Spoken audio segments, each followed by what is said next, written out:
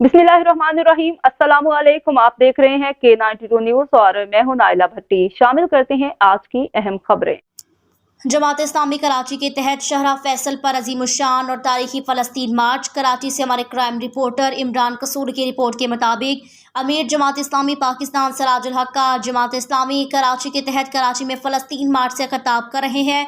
उन्होंने कहा, अमरीकी व यहूदी साजिशों और कोशिशों के खिलाफ और फ़लस्तीनी मुजाहिदीन की जिद्दोजहद और तहरीक मज़ाहमत को सलाम। फ़लस्तीन मार्च इत्तेहाद उम्मत का भरपूर मज़र साबित हुआ। कराची के अवाम ने देखा दिया लाखों शुरका जिनमें मर्द ख़वातीन, बच्चे, बुजुर्ग, नौजवान समेत मुख्तलिफ शुबाह ज़िंदगी से वाबस्ता अफराद शामिल।